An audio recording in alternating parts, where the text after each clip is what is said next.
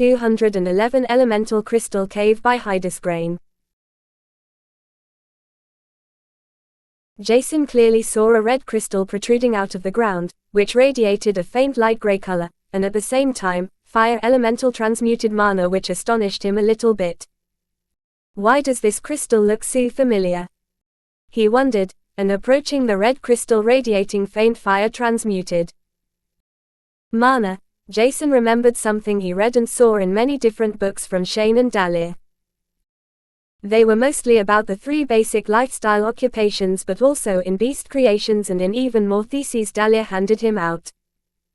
Is that a fire elemental crystal? Jason mumbled as he squatted down in order to touch the red crystal.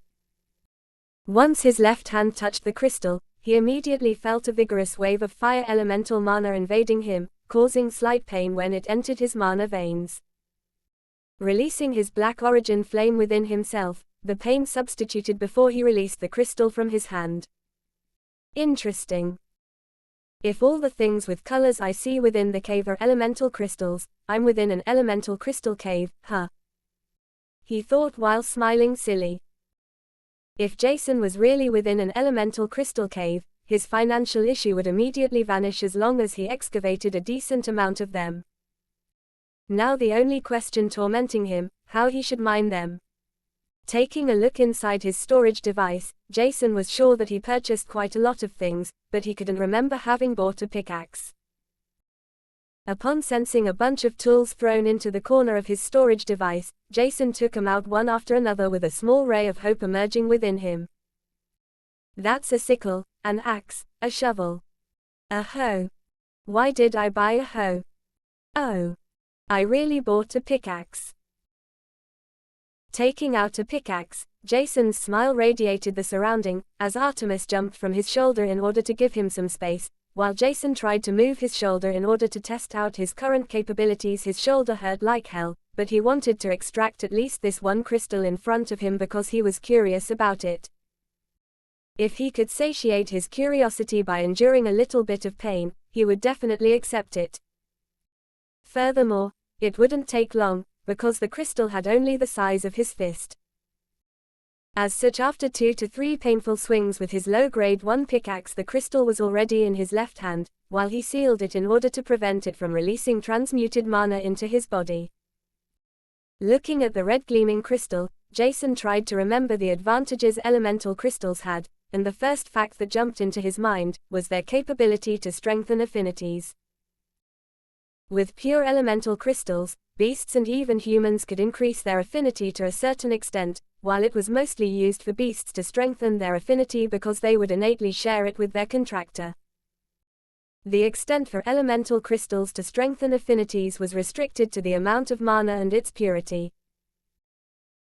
If the purity within was less than the innate purity of the beast's transmuted mana which wanted to enhance its affinity, it wouldn't work, while comprehending a higher ranked affinity by solely absorbing a purer transmuted mana was extremely difficult, with some theorists even saying that it might be dangerous. It was said that there was even the possibility to deteriorate the affinity by comprehending something innately wrong, even though the possibility was extremely low. Suddenly Jason remembered the main reason for the elemental crystal's price, which was not low, to begin with. The reason was that one could even concoct potions with them, while it was also possible to forge weapons with elemental crystals and inscribe runes with a certain ratio of crushed elemental crystals within the inscribing mixture would allow one to use a foreign affinity to a certain extent. Like this, one could disguise runes within the ground, by using crushed earth elemental crystals, or create traps with a variety of elemental runes. But more importantly, were the concocted potions, and Jason faintly remembered a certain beast creation book, stating that some potions to evolve beasts had to be concocted with elemental transmuted mana. Thinking about this statement, Jason tried to remember more paragraphs like this, and after a short while, he could already faintly remember a few theses, paragraphs, and even potions stating the same. Aren't some wands also made out of elemental crystals, or was it a similar material? Jason wondered as he remembered a special perk of some wands, allowing someone without a single affinity to use weak affinities. Even one of the stated perks, he remembered about the elemental crystals would be worth a fortune, while the elemental crystals in front of him had all these advantages. Jason's mood immediately skyrocketed and he decided to strive deeper into the elemental crystal cave, while his mana eyes observed everything in order to figure out where the supposed elemental crystals were and at the same time to see if any beast approached him. Weirdly enough, he couldn't see any beast at all, and the further he went into the cave, the more elemental crystals he found, protruding out of the ground, ceiling, and walls. Is it finally my time? Jason thought overjoyed, as he turned around to figure out if something from above entered, only for his eyes to widen in extreme shock. What the hell is that? He exclaimed, which resounded throughout the cave, as he saw hundreds of beasts flooding the cavern entrance he walked in a few hours ago. However, what wondered him was that presumed prey and predator charged into the cavern at the same time, seemingly without caring about each other's existence at all. What did I enter? Yet, even after asking himself the same question multiple times, there was no answer, and Jason went deeper into the cave to further increase the distance to the beast at the entrance. Every few painful steps he took, Jason turned around without halting his steps for a single second in order to check what happened above. They stopped. He wondered, as he noticed something even weirder. These beasts excavate the crystals. With a shocked expression, Jason saw hundreds of beasts occupying the cavern entrance and even the 4 different tunnels in order to dig out the elemental crystals, without going deeper into the cave. Why don't they come down? He wondered as the walls around him began to shake violently, startling him, Artemis, and the beasts from above. Noticing that the beasts from above charged out of the cave, Jason had a bad premonition. However, even after a few seconds passed, there was not a single beast that accidentally entered the depths of the cave as he did, and he finally figured out what was going on, as 2 of the 4 tunnels above him collapsed. Is that an earthquake? Why now? Jason lamented as he remembered Shane lecturing him that he should always know his surroundings, which included the landscape with its perks. Cursing in his mind, Jason exclaimed angrily, "How the hell should I know where exactly tectonic plates are situated?" Chapter 212, Calming Pain by Hydesgrain. Everything around him shook violently, and there was nothing to grip in order to stay firmly, causing him to fall on the ground, where searing pain spread out from his shoulder. Shouting out in pain, Jason cursed his decision to venture into the 4-star rift more than ever. Why am I so uselessly stubborn? But in the end, there was no use in lamenting about his choice, because it already happened, and lamenting about the past was useless. In order to enhance his body, he ordered Scorpio to enter his mana core once again, causing him to reach the physique of an 8th adept rank. With this, he could endure a little bit more force as a few rocks loosened up from the ceiling, falling onto him and Artemis.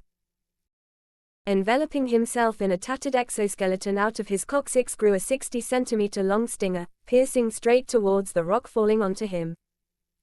Shattering the rock, Jason sighed in relief as dirt fell straight into his eyes, forcing him to close them.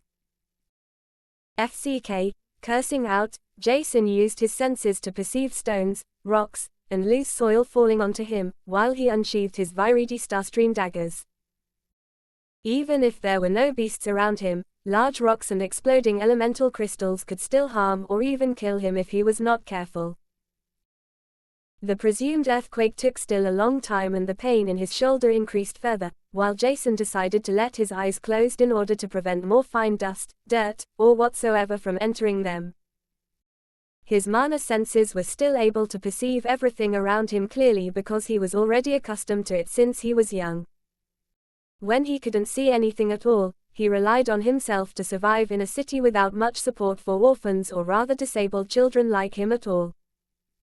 After his mother died, he forcefully used his first novice rank mana in order to perceive his surrounding as far as possible, which was extremely taxing.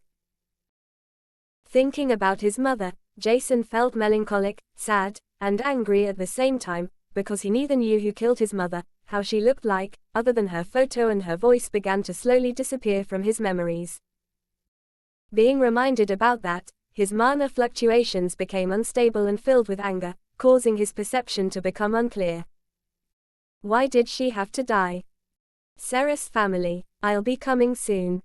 If you don't answer. He thought in anger, as a large rock fell on his shoulder, causing the already unbearable pain to increase further. Ah! Jason shouted out, as he calmed down. I can think of that later, let's survive first. Telling this to himself, an eternity or rather 1 minute passed until the presumed earthquake stopped. That was a long one. Jason thought while cold sweat drenched his already completely wet clothes, thanks to the pain and complete focus he overcame. Opening his eyes, he noticed Artemis next to him looking at him accusingly while her whole plumage was dirtied, which annoyed her. Jason didn't care about his soul bond being dirty at the moment, as he took out a few potions which he emptied without wasting any time, which caused his aching shoulder to feel slightly better. Taking out a small bowl and water, he placed it in front of Artemis saying, "Drink first and then you can wash up, all right?" Which she answered by turning away from him like she was about to say, "HMPF." Sighing, Jason decided to ignore her for the time being, as he looked around if something important changed in his current situation. One of the most important issues was the question of the cave collapsed completely, locking him inside or if he could venture out once he wanted. If he was imprisoned, it wouldn't be that much of a problem, because it would prevent other beasts from invading his current position, but there would be only one extremely terrifying issue. Once he was completely sealed within the cave without any oxygen supply, his chances to survive would be limited. However, this issue could be relatively easily solved, because he could either use his physique to clear a path outside thanks to the tools he had, use fireballs to make a crude path, or use a few grenades within his storage device. As such, Jason was still rather calm, as he activated his mana eyes in order to figure out the situation above. Fortunately, even the soil radiated faint traces of mana, allowing him to see where less mana was, which showed the tunnels. Upon observing everything carefully, Jason noticed that he could even see the paths leading everywhere, which shocked him because it was as if he used an X-ray vision. It somehow creeped him out, but he was still glad as he noticed that more than enough paths that lead to his current position were free, even though they were partially spilled by rubble. With an intact oxygen supply, Jason decided to take a good rest, because he was already too exhausted to either eat something or look around for a more comfortable position to rest. Leaning at the wall, he closed his dead-tired eyes and fell asleep, while Artemis cleaned her plumage, not without forgetting to glare at Jason. Waking up, Jason wasn't sure how many hours passed, as he cleaned himself within a basin he took out with the water he stored in his storage device. Taking out a clean set of clothes, Jason exhausted himself by changing them, without hurting his shoulder too much, and gritting his teeth was barely helpful. He changed into a completely new set of clothes, with the exception being his mana grade 2 leather armor, which was important for him to survive. Without it, Jason felt naked and unguarded, and he somehow survived the whole incident the day before, thanks to it. Checking his soul world, Scorpio seemed to have entered it once again, and upon looking closer, his exoskeleton seemed to repair itself slowly, which wondered him. Is that an effect from the soul world, or is that normal? Either way, Jason was unsure what the reason was, but it was definitely advantageous and made him happy. His soul energy was already completely replenished, and without being able to take a look at his quantum bracelet, Jason was unable to tell the time. As such, he wanted to practice the Heaven's Hell technique in order to improve his soul energy and at the same time to keep the track of time, because his soul energy was fully replenished every 5 to 6 hours. In the end, Jason wanted to stay longer within the cave, because it was the only safe place he found, and it could even benefit him extremely, due to the high quantity of qualitative good elemental crystals. He was not sure how vast the elemental crystal cave was, but from what his mana eyes perceived, it was shocking. To add on, Jason had to recuperate his broken shoulder, which still hurt like hell. One step after another, he told himself while approaching the soul world core within himself. Practicing the Heaven's Hell technique, Jason felt his tension loosening slowly, while a familiar pain spread through his body, calming him down. The last 24 hours were just too much for him to handle, and the calming pain released everything at once, while Artemis eyed him weird, because Jason smiled while she felt the pain searing through his body. Is he broken? Chapter 213 Breathtaking Speed by Hydesgrain. After practicing the Heaven's Hell technique, Jason felt much better, and standing up, his shoulders seemed to hurt less compared to before. Is it because of the tension? He wondered, but moving the shoulder slightly reminded him of the pain. Maybe 6 days. Jason predicted, and thinking about the remaining time their expedition team planned to remain within the 4-star rift, he estimated that he had between 19 to 24 days left until the rift would close. No time to stress myself, right? I shouldn't be that far from the Highland Plateau. Thinking about the remaining time, Jason calmed himself down, and the most important thing, for now, was to heal his broken shoulder with all kinds of potions, nutrition, and mana supplying the recuperation process. Pondering what he should do first, he decided to eat something, because his stomach was already revolting against the emptiness inside it. It was only fortunate for him that he purchased so much food, and taking out one plate after another, Artemis approached him in order to receive a mana core. Handing out an incomplete unblemished beast core, she stared daggers at him, which Jason ignored knowingly, by focusing on his own food. Screeching out, she revolted, but there was no need for Artemis to digest complete mana cores from beasts, because the digestion time was roughly the same, while she would only have to eat more incomplete unblemished ranked cores at once in order to balance the mana scarcity out. Jason knew why Artemis wanted a magical ranked mana core, and it was most likely because liquefied mana was extremely helpful for her. However, he forgot to purchase a large number of such cores, while a bulk of unblemished ranked beast cores waited for Artemis to devour them. He obtained the unblemished ranked beast cores from Cheng when he sold the pseudo-mana grade 3 anvil, and Artemis had to eat them, either now or later. As such, he could only act ignorant, and once he finished his large breakfast, Jason decided to actively absorb mana, as a faint smile emerged on his face. The surrounding mana was extremely dense, and somehow even more so after the earthquake, which most likely dug out some crystals which laid around him. Initially, Jason wanted to collect all mana and elemental crystals before starting to absorb mana, but he wanted to recuperate a little bit more before straining his broken shoulder even more than he already did.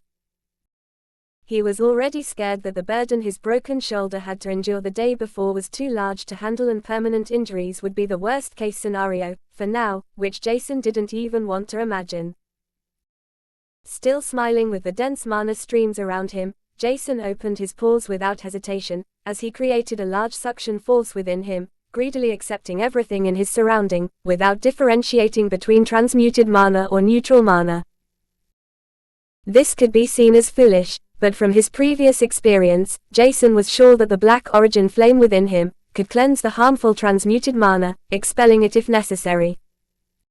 There was no secured proof to this, but his strengthened soul connection with the origin flame told him so subconsciously. If he couldn't even trust his own soul bonds, who could he trust? Trusting his gut feeling, he just began to do as he thought, without considering that it might be a mistake. With time passing, Jason felt all kinds of transmuted mana infiltrating his mana veins, while his whole body was heated up by the black origin flame, cleansing everything instinctively. Meanwhile, the pain in his shoulder soothed with him circulating mana through his shoulder's mana veins. 5 whole days passed, and Jason sat on the ground with a thick mana cocoon stripped in different colors enveloping him. Absorbing mana greedily, his mana core creaked loudly, as Artemis looked curious towards his direction. Circulating the mana through his mana veins, his mana core enlarged slightly, while his physique toughened. Expelling a black reeking liquid, Jason slowly opened his golden eyes, which flickered vigorously. The colored cocoon slowly dissipated with Jason stopping his absorption, and he stood up, only to notice that his shoulder was already completely recuperated from his previous injury. Faster than I expected, he mumbled joyously, while slowly moving his shoulder around to test if anything felt uncomfortable. Figuring out that everything was fine, he looked at Artemis with a smile emerging on his face as he said, "I finally did it." Not only did he break into the 4th Adept rank after painstakingly absorbing mana over 5 days, but he also practiced the Heaven's Hell technique 3 times a day, which increased his soul energy by a large margin. Before breaking through, Jason's soul energy reached 239.74 units, while Artemis' requirement increased to 165 units as her strength increased once again, while Scorpio's soul energy demand increased to 75 units. With this and his Black Origin Flame's negligible 0.01 soul energy demand, Jason required 240.01 units in order to take Artemis into his soul world. After breaking through, his soul energy increased by 1 unit, and with him reaching 240.74 soul energy units, he could finally take Artemis back into his soul world once again. It had been a long time, and finally, it was done, which made both Jason and Artemis happy. As they smiled foolishly, at least Jason felt like Artemis smiled. Artemis was happy because she could flee from the narrow cave she loathed, while Jason was expectant to figure out more about the fortified soul conjunction and how much his strength would increase by taking her into his mana core instead of Scorpio. With a large, white magic circle appearing below Artemis, she screeched out one more time before vanishing from his sight, only to emerge within his soul world. Feeling Artemis within him, Jason smiled lightly, and he similarly entered the soul world to take a look at his 3 soul bonds. Scorpio grew slightly in size while his exoskeleton was already fully healed from the previous torn state Jason caused. The Black Origin Flame was still below his soul world core, purifying and toughening everything, while its demand for soul energy increased even more with time passing. Now that Artemis was finally back within the soul world, Jason feared his Black Origin Flame's demand, because he wasn't sure how greedy it would become with time passing. But before he would give his Black Origin Flame a single soul energy unit, he would save some for safety matters, because Scorpio's evolution might happen a short time after he leaves the 4-star rift, while there was also the possibility of him finding a high-potential beast. If that was the case, the worst thing that could happen was the lack of soul energy, which was not something Jason wanted to experience ever. Soaring through his soul world, Artemis screeched out in joy, as Jason noticed something weird. Was my soul world always so large? He never really estimated the size of his soul world, but weirdly enough it felt larger than before, causing him to look around confused. And why does everything here seem so vibrant and full of energy? Chapter 214 Limitations by Hydesgrain. Seizing up his own soul world felt weird because Jason wasn't even aware of what his soul world really looked like. Everything was enveloped in a golden hue, and an uncountable number of elements floated around the world, which he was already aware of while he didn't even know what some of them meant. Jason knew that elemental variations and so on existed, but he never heard of someone having a few rarer elements in their soul world. Maybe it was confidential or a private matter that nobody revealed this, but it was the first time for him to feel weird looking at his own soul world. What the hell is this? Or what am I? Jason asked. He was curious about himself. Not only did he possess special eyes but also an extremely unique soul world which was definitely not normal. He wasn't scared of himself, but he was aware that some classmates feared him and his abilities, even though he did nothing to hurt them intentionally. Even if his soul world made him curious, there was nothing for him to do at the moment, because he could neither ask his masters or anyone else. And he was unsure if they could even help him, as his gaze followed a mana flow that looked similar to magma, causing him to shake his head. One step after another. He told himself, as he left his soul world, to tell Artemis when she should enter his mana core through the gigantic golden gate that was the connection between the soul world and his mana core. Standing up within the cave, Jason scanned through his body to take a look, only for him to notice that his physique and mana core size almost reached the peak of the 8th Adept rank, which was more than he expected. The baptism he received was only extremely powerful when he was at the early Adept ranks, increasing his mana core and physique by 3 levels, while the effect lessened the higher levels and ranks he reached. But even if that was the case, Achieving a mana core size and physical amplification of 4 levels was extremely large, which Jason would never achieve solely from Scorpio and the Black Origin Flames baptism. Did I finally receive Artemis whole amplification? Jason wondered. Before, Artemis amplification was drastically reduced, because he couldn't take her inside his soul world while the soul energy he possessed was too shallow, but this small problem was fortunately not there anymore. Smiling, Jason wondered how much his strength would increase if Scorpio were to enter his mana core in order to fuse with him. But even more interesting would be Artemis fortified soul conjunction, because Jason was now fully connected to both Artemis and Scorpio, even though Scorpio's fortified soul conjunction was thinner compared to Artemis. Waiting for Artemis to fly through the gigantic Golden Gate, he expected a sudden change within himself at any moment. However, even after 5 minutes passed, nothing happened and Jason was about to enter the soul world, as Artemis transmitted him a teasing laugh, causing Jason to frown deeply. Ha ha ha, funny, he thought, before his sight blurred for a short moment, as Artemis finally entered his mana core, causing a tidal wave of energy to spread through his whole body, shaking him violently. *T, Jason shouted out through his gritted teeth, as his legs gave in, by the overwhelmingly large amount of mana that entered his body unhindered.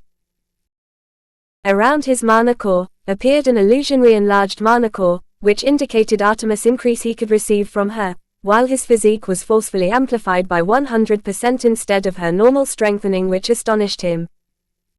He never thought that Artemis amplification would be so tough to endure, but thinking that she was roughly at the second evolved rank explained everything.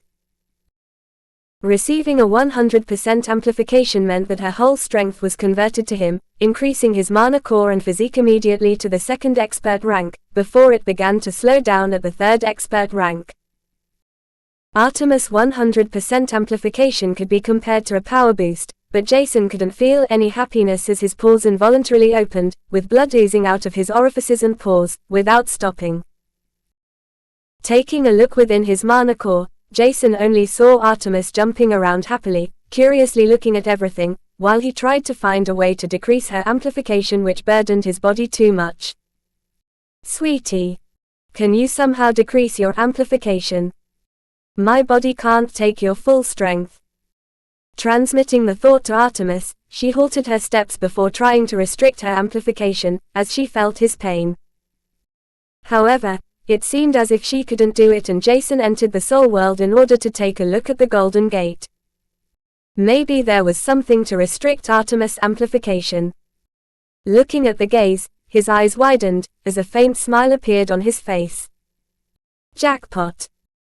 The gigantic Golden was fully opened once a beast entered his mana core, and with Scorpio fully converting its strength to Jason, there was no problem, while Artemis was in a completely different league. Maybe this would also change, but Scorpio was barely at the late awakened rank, which was somewhat close to his current strength, while Artemis was almost several levels above him. Increasing his physique from the 8th adept rank to the 3rd expert rank, suddenly without any warning, was not something his body could handle, and Jason began to close the gigantic Golden Gate, leaving only a small opening. Leaving the soul world, Jason immediately noticed that his body was freed from the heavy pressure, as he could move around freely once again. Artemis amplification was restricted to roughly 34%, which was barely more than he would initially receive, causing him to wonder what exactly this Golden Gate within his soul world was. Subconsciously opening the Golden Gate further, Jason felt his physique and the illusionary mana core around his own increasing. Testing it for more than 10 minutes, he already felt exhausted, but a bright smile appeared on his face. So the 1st expert is my limit, huh? Mumbling, while he averted his attention back to Artemis' connection. With a smile on his face, he transmitted Artemis his thoughts, as he himself imagined her wings to manifest on his back, as his shoulder blades began to itch, with 1.5-meter long wings slowly developing. Fortunately, I took off my leather armor, Jason thought, sweating heavily due to the focused mana circulation in addition to the fast decreasing nutrition he had to use up to develop them. Once Artemis' wings were manifested on his back, Jason felt extremely exhausted, but he didn't want to end it here, as he tried to flap with them, only to notice that they were completely asynchronous. Losing balance, he fell on the ground with his face first. It's even harder than controlling Scorpion's stinger. Jason noticed, and controlling Scorpio's exoskeleton and stinger took him some time, while his small Scorpion soulbond supported him for the whole time, helping him out. Without Scorpio helping him out to control everything, Jason would already be dead by now, because even manifesting the stinger within an extremely short amount of time was impossible for him alone. With enough practice it would be possible, but not now. Sighing, Jason noticed that he had too many things to take care of while increasing the proficiency with his affinities, and fortified soul conjunction was definitely one of the most important things. There was only one disadvantage he noticed about the fortified soul conjunction, and he wasn't sure what exactly the reason for this was. My mana core is limited to a single beast with a fortified soul conjunction. Chapter 215 Everything is Mine. By Hydesgrain. It was impossible for Scorpio to walk through the Golden Gate, while Artemis occupied his mana core, which was somewhat regretful because he was excited to fuse with all of them in order to become a mutant-like existence. The only thing that wondered him was that his gut feeling told him that the whole limitations of his gigantic Golden Gate were neither difficult to understand nor complex at once, leading him to become even more confused than he initially was. But even if his gut feeling gave him such a feeling, there was nothing for him to do which would change the current situation, and he couldn't fuse with both Scorpio and Artemis at the same. Considering his combat prowess, it would be the best to let Scorpio occupy his mana core while fighting with Artemis next to him, but if he were to fight alone in the Big Three tournament, he might as well use his fortified soul conjunction. But if I use it, everything will be exposed, huh?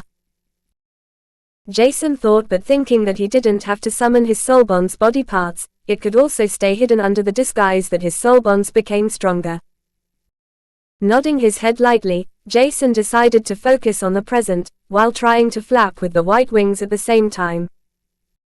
In the end, it didn't work as planned, and Artemis within his mana core had to guide him slowly in order for Jason to understand everything.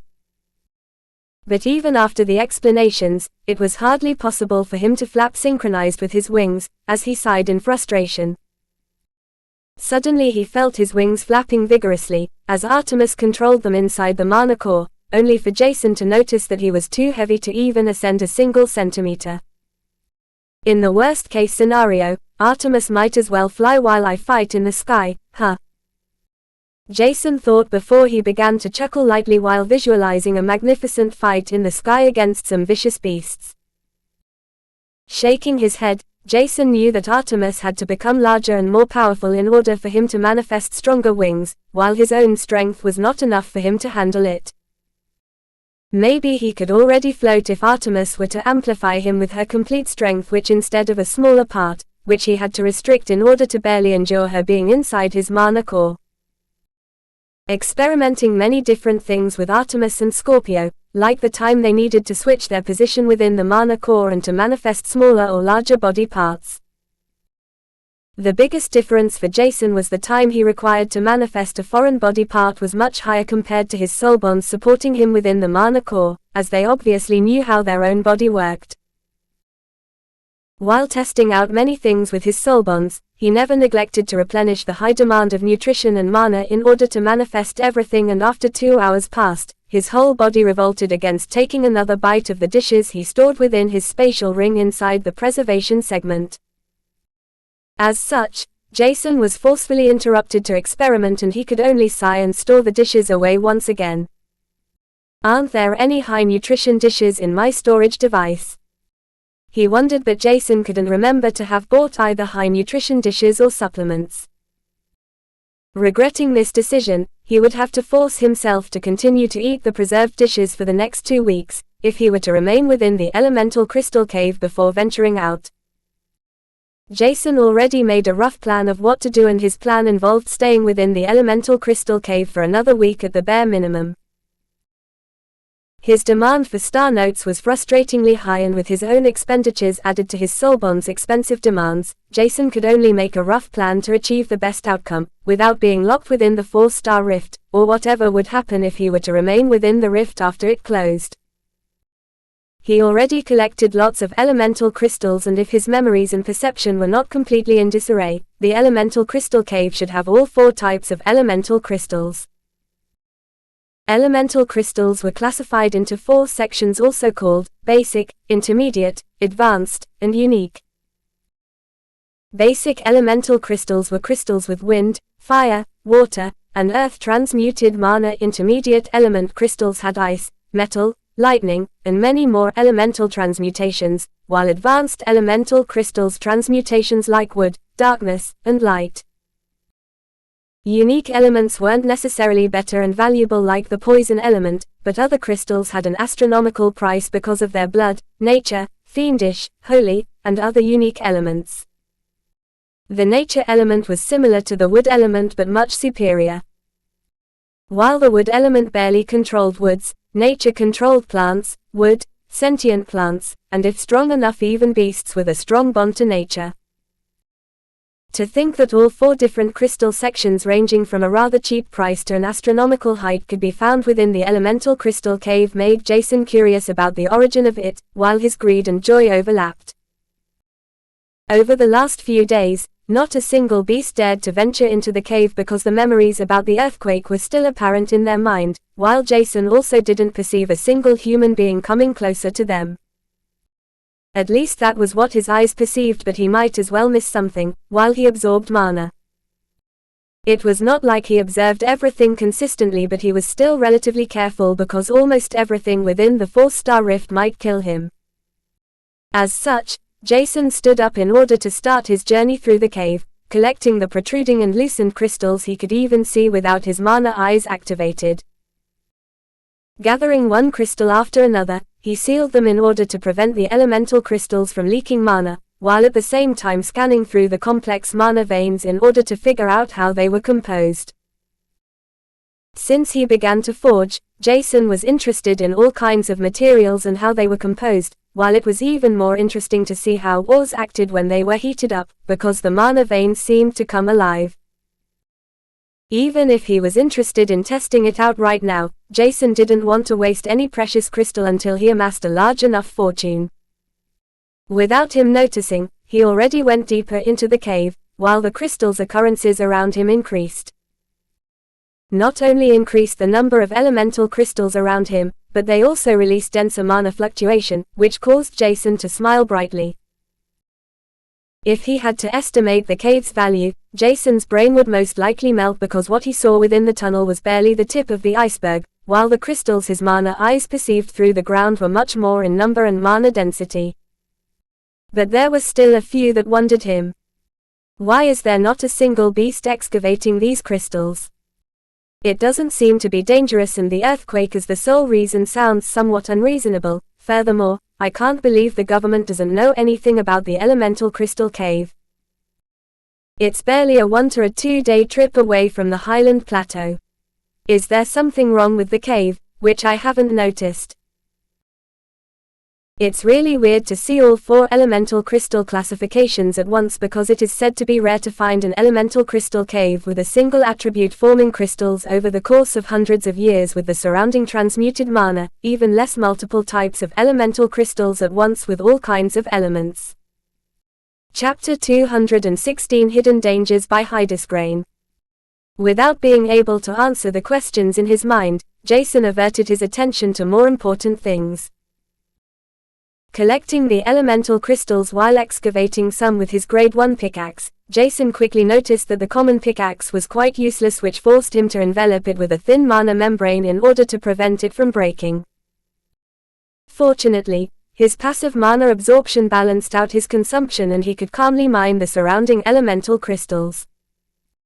Time passed without him realizing, while Jason's soul energy was once again replenished. Practicing the Heaven's Hell technique, he couldn't help but smile joyously, as he noticed that his soul energy increased by almost 3 units with a single practice. An increase of 1.2% for a single practice was not much for someone with barely one soul energy unit, but for Jason, whose soul energy increased to 240.7, 1.2% was a huge advantage. Even more so, because he could practice the Heaven's Hell technique 3 times a day. Considering that his soul energy reached barely 1 unit slightly more than 4 months ago, Jason couldn't help but laugh. I came pretty far already, huh? He thought while continuing to mine the elemental crystals. The further the cave went, the more crystals occurrences appeared in the tunnel around him, but there was a weird sensation enveloping him that caused his body to itch. However, his mana eyes couldn't detect anything at all, as he let his guard down. Without wasting time, Jason forced himself to eat enough food in order to supplement his body with nutrition, while the Heaven's Hell practice in addition to the labor drained his energy quite a lot. Taking a look into his storage device, he smiled, but it was somewhat weird. Has already so much time passed? Where are all the crystals from? Jason asked himself, as his sight blurred for a second before he entered his soul world. My soul energy has already replenished. He wondered, hasn't it been an hour at most? Unbeknownst to Jason, more than 6 hours passed and it was already late at night, while his soul energy was fully replenished. Shaking his head, the blurry sensation disappeared before he decided to practice the Heaven's Hell technique once again. Leaving his soul world once again, Jason opened his eyes, as he noticed that his sight dimmed while his senses were restricted. Huh. Without knowing what happened, he felt his body becoming slower, while he couldn't even feel the ground below him. What is going on? Jason was about to panic, as he forcefully tried to circulate his mana through his veins in order to release the tension, only for him to notice that his senses turned even more sluggish while circulating mana within him. FCK. Exclaiming quietly, he had to figure out what was going on. Trying to remember what changed during the last few hours, he raked his mind while visualizing the last few hours. My mana eyes couldn't detect anything at all, but my senses are suppressed while circulating mana through my body makes everything worse. Unsure what to do, he suddenly remembered something his masters always told him. Don't rely on your mana eyes too much.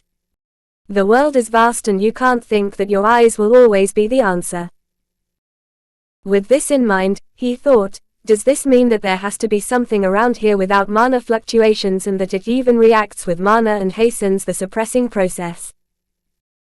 Thinking about all kinds of possibilities, it had to be something poisonous that invaded his body, and Jason couldn't expel it by circulating mana through the mana veins because it turned the situation even worse. Trying to find a solution, Jason could only remember his Black Origin Flame cleansing the transmuted poison and ice mana from his soul bonds, as he summoned it from his soul world. Before, his Black Origin Flame did everything by itself, but now it didn't seem to act. Which one did Jason? Is the Black Origin Flame only instinctively acting because it sensed transmuted mana? Jason wondered as he decided to take the risk when he manifested the flame within his body. In order to not kill himself or even damage anything within him, the flame couldn't be too hot, otherwise he could destroy his own cells, which would be counterproductive. Without knowing what exactly invaded him, Jason could only hope as he spread the Black Origin Flame throughout his whole body, which caused him to start sweating immediately, as his whole body heated up.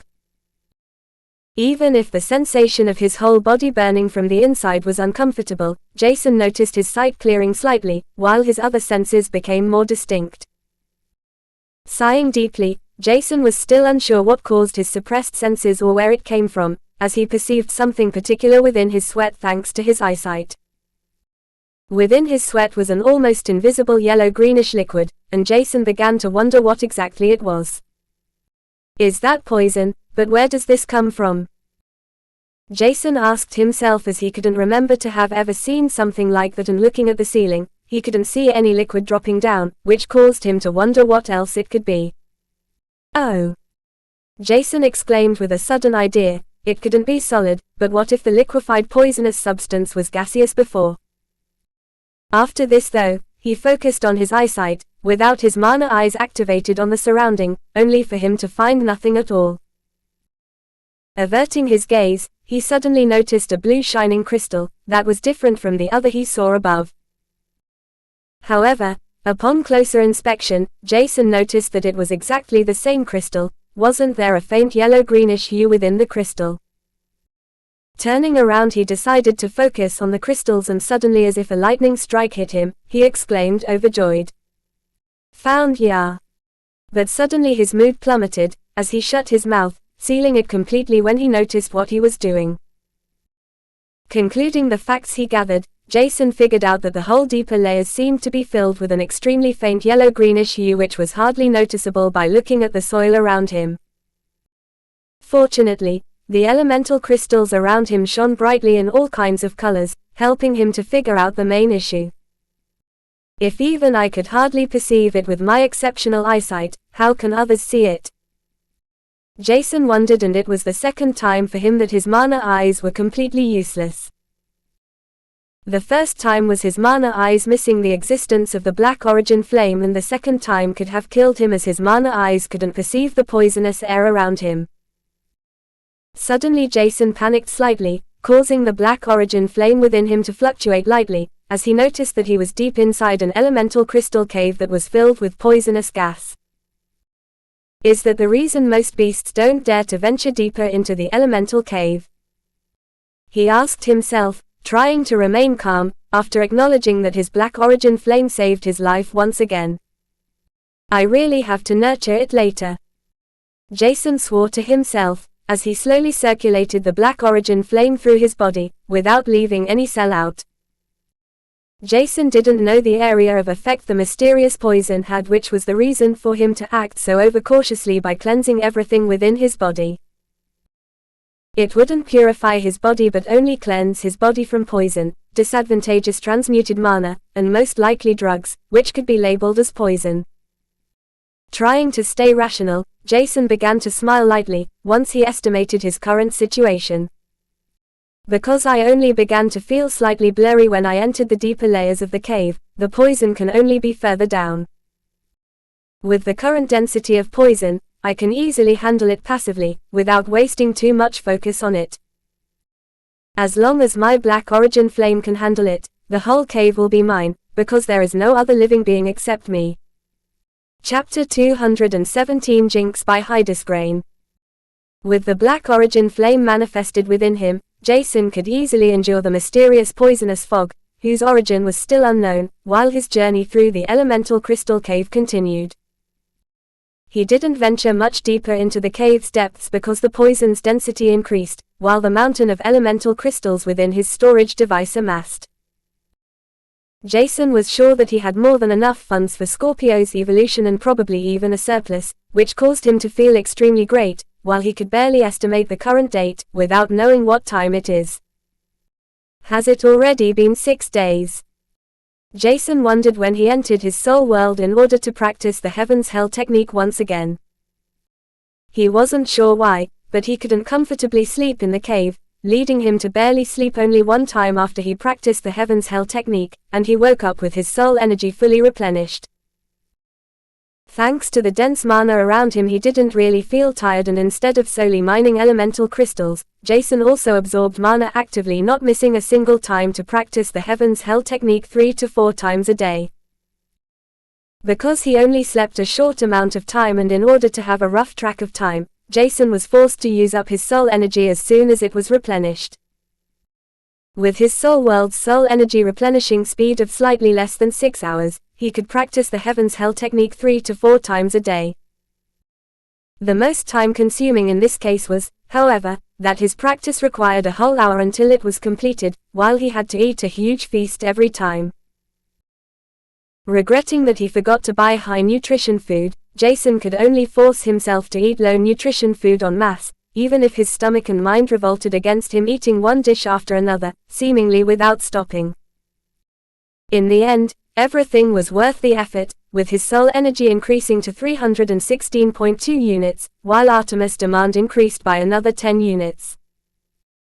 With this, Jason was overjoyed to have a surplus of soul energy, which would most likely be used up once Scorpio finished his evolution. But even if that was the case, he was sure that the same scenario as it happened with Artemis wouldn't happen because he learned out of his prior mistakes. Having Artemis around him for more than a month was not necessarily bad, but it had its disadvantages. The last 6 days were quite boring for Jason, and he couldn't do much, except absorbing mana, mining crystals, practicing the Heaven's Hell technique, or doing a full body workout, and everything he did brought him benefits. His mana core was already filled by a quarter, and if he were to focus on absorbing the mana within the elemental crystal cave for the remaining 8 days, Jason was confident to break through.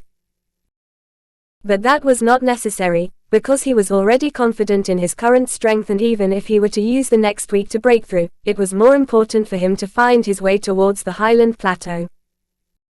Initially, he only wanted to recuperate his broken shoulder, but the cave's value convinced him to stay here for the last 6 days. However, what he saw at the cavern entrance told him that other humans entered the cave a few hours ago, searching for ways towards the deeper layer, which frustrated Jason quite a bit. He wanted everything for himself, but being greedy would only bring him more problems than benefits.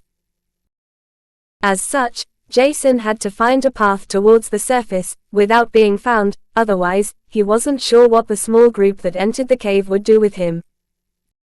He was sure that they would question him if he already mined something and demand him to hand it over, which was not something Jason would ever want to do. Humans were innately self-centered, at least since the mana breakout, and only a few wouldn't care about Jason's fortune, without aiding him with greed. Because of that, he had to remain unseen. Jason's big advantage was his mana eyes that could see all tunnels and where they lead to, while it was hardly possible for anything to remain unnoticed, as long as it released mana. One such unnoticed, manaless thing was the mysterious poison at the deeper parts of the case, while Jason was unsure if anyone concealing their mana core could remain hidden from him.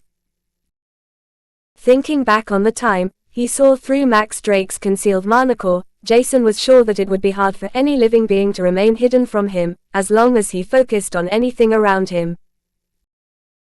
Nevertheless, his previous confidence about the superiority of his mana eyes diminished with the existence of the mana-less poisonous fog, and he couldn't trust them fully anymore as he also looked through everything with his normal eyes. Without concentrating on the mana flow, Jason could see everything normally and extremely clear, and he searched for a path towards the surface without being found out. Suddenly, he heard something behind him, and thinking that neither Scorpio nor Artemis were outside the soul world, Jason turned around as fast as he could.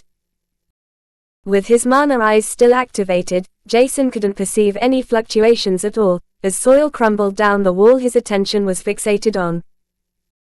His eyes widened in shock, as he thought that another earthquake might happen, only to see that not a single pebble crumbled from other walls, except the one he stared at in the beginning. Suddenly a grey lizard head pierced through the wall he looked at, shoving away the earth thanks to its flat head. Jason's eyes widened with a sudden thought filling his whole mind: I can't see its mana fluctuations. Did I jinx it? Looking shocked at the lizard showing through the wall, he immediately began to gather multiple pieces of information. I can't see its mana fluctuation, but without the earth wall between the lizard, no, is that a drake? Never mind, without the wall, I can barely perceive a dark green color, which means this drake might be at the unblemished rank, right? Circulating more mana into his eyes, Jason tried everything to see through the drake in front of it, which was hardly possible. From its appearance, the drake looked like a lizard with long, scaled limbs, while its spine was filled with protrusions.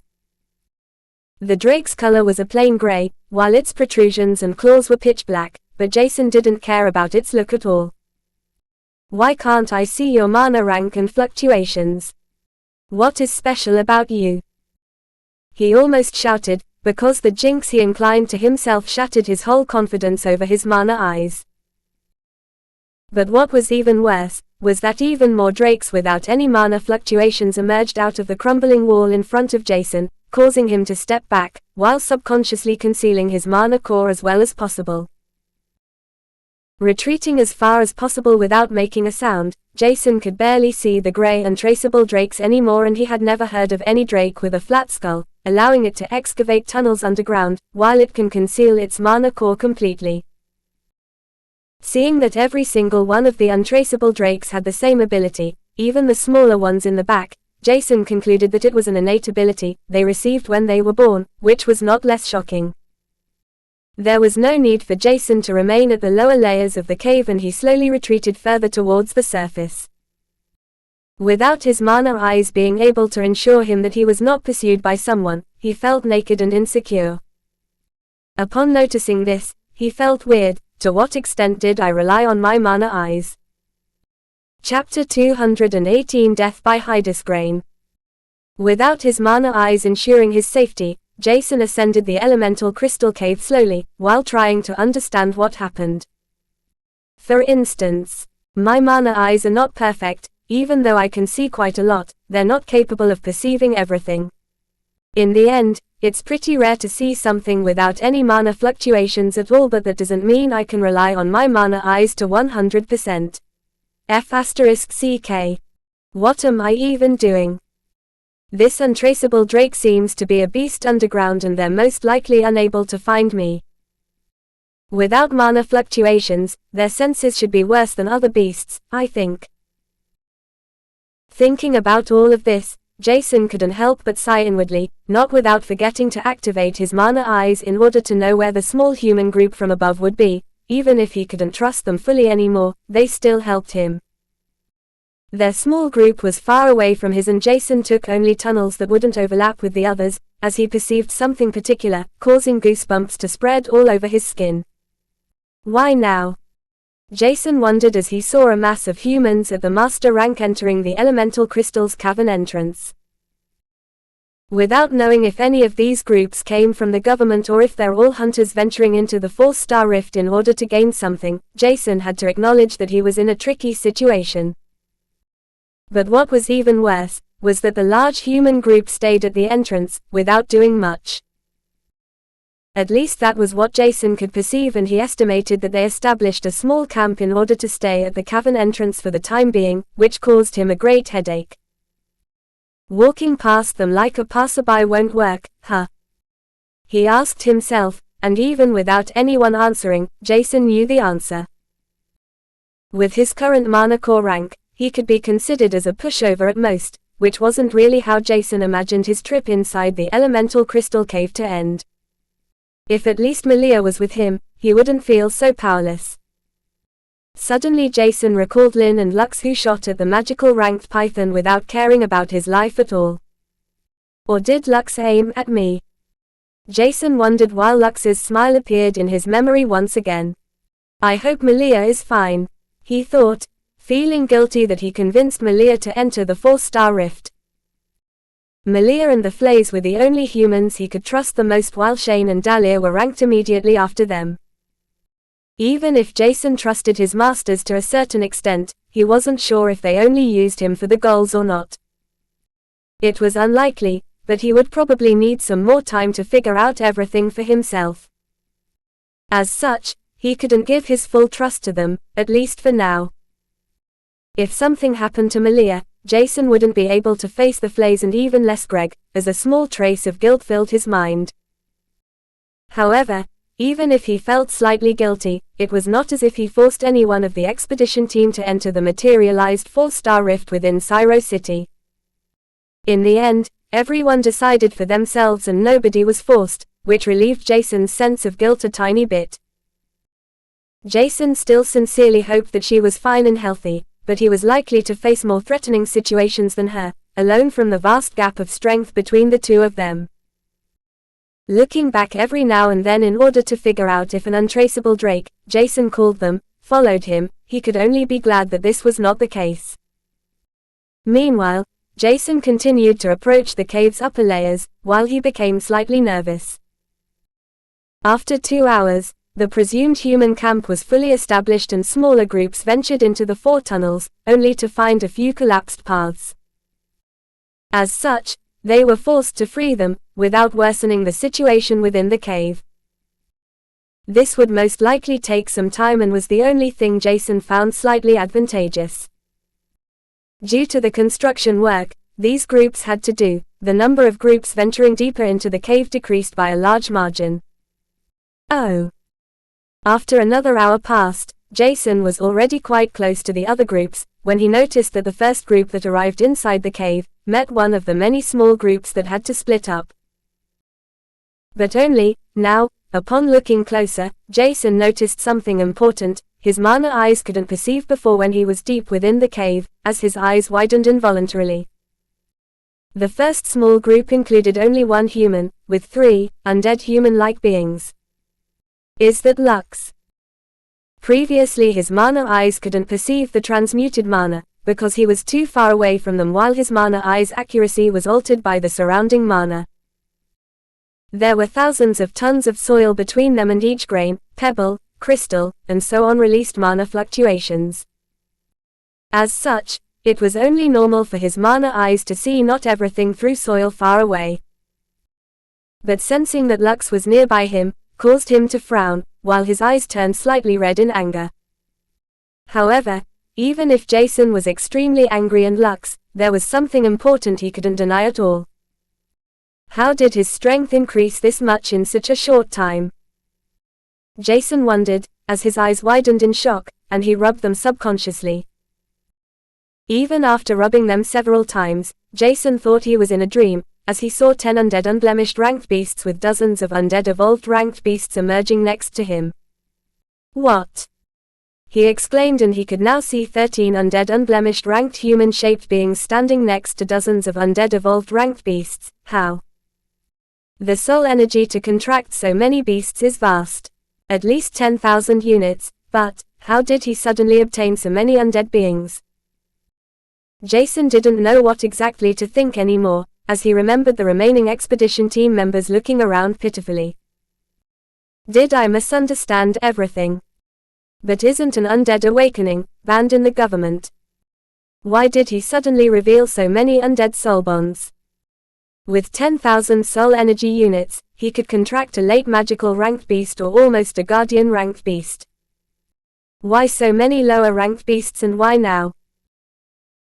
Without seeing how large Lux's mana core exactly was, Jason couldn't tell for sure if Lux used a forbidden undead awakening ceremony in order to obtain more soul bonds, but from his former inspection, Jason was almost sure that Lux shouldn't have had so many soul bonds when they ventured into the 4-star rift. Furthermore, from the rarity of intact, high-ranked undead beings, Jason concluded that something was extremely foul. What the hell is going on? Jason subconsciously halted his steps, as he focused his attention on the battle that broke out above him, causing loud noises to resound throughout the whole cave. What was even more shocking, was the thick dense aura seeping through the cave, reaching Jason. Retching a few times, Jason's body adjusted to the thick dense aura, as he perceived multiple condensed elemental attacks thrown towards the small skeleton army, that accepted them, as if they were nothing, barely pushing them back a few meters. The number of undead beings overwhelmed the small human group and their summoned soul bonds, and Jason witnessed his first murder, even though it was through the soil and quite a distance away. FCK. He exclaimed, and his sour mood plummeted further, as he barely perceived something within Lux's hands that glowed like the blood elemental crystals he picked up before, only much more condensed and with a death aura intertwining within. Chapter 219 Undead Awakening by Hydesgrain. Seeing the sphere-shaped item through the ground within Lux's hand, Jason frowned, because he never heard from such an item, which didn't lessen the bad premonition that formed in his mind. Subconsciously, he went closer towards Lux's tunnel while the small human group was already lying on the ground, with their mana fluctuations dissipating. Frowning, Jason would have never imagined witnessing something like this through his mana eyes.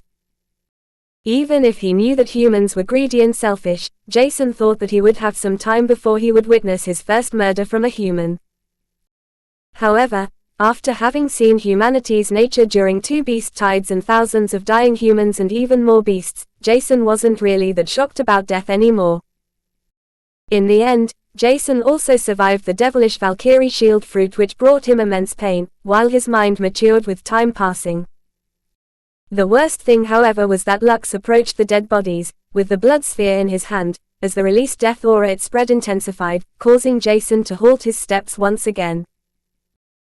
The death aura spread through the whole cave, and Jason involuntarily trembled, as he felt his insides invaded by it when he carefully averted his gaze in order to look at the other split groups with a small trace of hope left.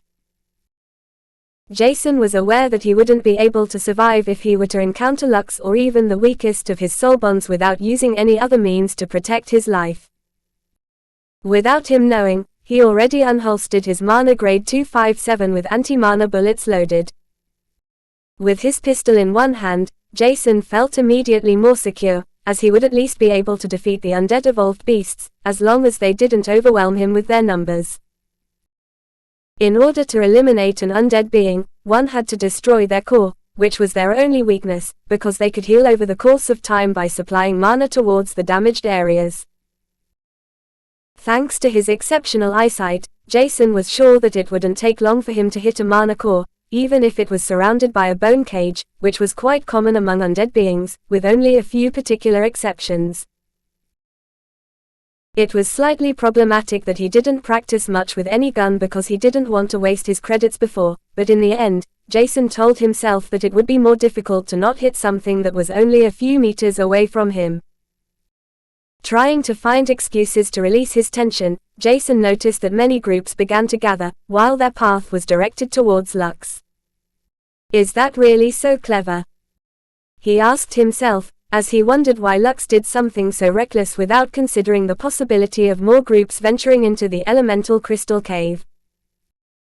The smaller groups gathered into groups of 10 to 20 individuals, but this only caused Jason to frown slightly because this number was nothing against the small undead army. Without knowing what to do, Jason's attention was attracted to the blood sphere he saw within Lux's hands as it released a dense amount of death-transmuted mana which infiltrated the corpses on the ground. Suddenly he saw 4 soul worlds manifesting above the corpses, while an intense suction force within the blood sphere absorbed them greedily before it released an eerie, dark green-colored liquid which floated towards the corpses once again. Piercing into their mana cores, Jason exclaimed involuntarily, as the dead cores without any fluctuations began to release faint death mana, which slowly intensified. He is really able to awaken undead beings. Where the hell is this treasure from if he can even seal souls with it? The government didn't have any forbidden undead awakening techniques, according to his knowledge, and this undead blood soul sphere, Jason renamed it, was also not a treasure someone on Asterix would possess under normal circumstances. Why are so many things suddenly happening on Asterix? Aren't there too many incidents I'm involved in? Exclamation mark. Since his soul awakening, too much happened, and Jason felt as if he was blessed and cursed at the same time, because he found good things in the bad, while unfortunate things seemed to tail him. 2 beast tides and now Lux becoming insane, can't I have my peace? Lamenting in his mind, Jason noticed the 3 dead corpses, slowly standing up. While their moves were rather slow and crude, their mana core was definitely still at the low unblemished rank. Cutting his hand and dropping a drop of blood connection with a soul thread connected on top of the newly awakened undead humans, Lux seemed to have contracted 3 new soul bonds, which led Jason to frown deeply. How much soul energy has he? I just hope that his soul world's amplification is low, otherwise, everyone within the 4-star rift is in danger. Without being sure how much soul energy Lux had left, Jason could only take the worst-case scenario, which meant that not only his soul world should be extremely large but also his soul energy, and that he accumulated it over the course of 3 years. Maybe his soul energy reproduction is similar to mine, his innate soul energy was high, or... Gasping, a sudden idea appeared in his mind, shocking him. What if he doesn't need as much soul energy for undead beings than others for regular soul bonds? Could that be the case? Is the soul energy demand for undead lower? Or is it because of the undead blood soul sphere? He didn't want to think about it, and the worst-case scenario shocked him more than expected, as he made a quick calculation according to a 10% soul world amplification. If it was even possible, Jason's eyes widened even further, as he mumbled, "Peak Master. Please don't let him have a mana core size and physique at the Magus rank." As long as his calculations were even partially correct, every human being within and around the elemental crystal cave would be in danger, and his whole body was covered in goosebumps. Even if Jason was not a saint, he couldn't allow the large, gathered human groups to encounter Lux due to multiple reasons. One of the reasons was that they would most likely fall into Lux's trap, because it was irrational to kill a small human group by creating such a commotion, and it was most likely his plan to attract the attention of his surrounding. In a narrow cave, Lux could either use the numbers to overwhelm his opponents, preventing them from fleeing, or he would distract them with his undead army while slaughtering them with his high combat prowess. If Lux's army of undead soulbonds increased even further, Jason doubted that the Highland Plateau would be safe from his grasp. With several dozen soulbonds, Lux was already at a devastating advantage, causing Jason to look around in order to find the closest human group to him, as he exerted the weightless steps technique to his current limit while ordering Scorpio to enter his mana core. If he were to surprise the human group he approached, they would most likely attack him instinctively, which was the reason for him to let Scorpio enter his mana core. The death aura within the cave remained the same, while Jason entered the tunnel, where he saw more than 20 humans, wearing the same clothes, with guns and rifles in their hands. Approaching them, he tried to attract their attention, without shouting, which could be heard throughout the whole cave. "Hey! Yes! You government protectors!" Suddenly the group in front of him turned around with their weapons aimed at him, causing Jason to gulp involuntarily. Why is the government always like this? He lamented in his mind, as a young, yet tall woman with shoulder-length, blonde hair stepped forward. "Who are you and what are your plans?" she said in an overbearing manner, causing Jason to roll his eyes. Chapter 220 Terror. By Hydesgrain. "Who are you and what are your plans?" the tall woman said. "What plan? I'm trying to help you, idiots." Sighing, Jason ignored the guns aimed at him as well as possible in order to introduce himself. "Hello, my name is Jason Stella, and if I were you guys, I wouldn't approach the center of the death aura." The tall woman noticed that Jason hinted something, but she was still suspicious about the youth in front of him, as she scanned his mana core, which increased her suspicion even more. "What is a 4th adept rank even doing in a 4-star rift?" she said, almost as if she was looking down at him when she released her mana fluctuations, but Jason was not really impressed by her aura, because he already felt Shane's, which was true terror. "Does that matter right now?" Jason almost shouted before he continued slightly calmer. "I saw a young man performing a forbidden undead awakening with my own eyes, and he has several dozen undead soulbonds. If this and the other groups want to die, just follow the death aura and await your own death." Hearing what Jason said, was roughly what the rumors told her about the recent incidents with more and more undead beings appearing from everywhere. Is it true, what this young boy says? She pondered when she noticed something was Jason said, causing her eyes to turn cold. "How do you know that we are not the only group? Better answer honestly." Seizing Jason from head to toe, he didn't seem like a normal youth, because he could remain extremely calm while a dozen guns aimed at him. His eyes also seemed to be uncommon, but other than that, the youth in front of her looked like he wanted to help them, even if she was unsure why she thought so.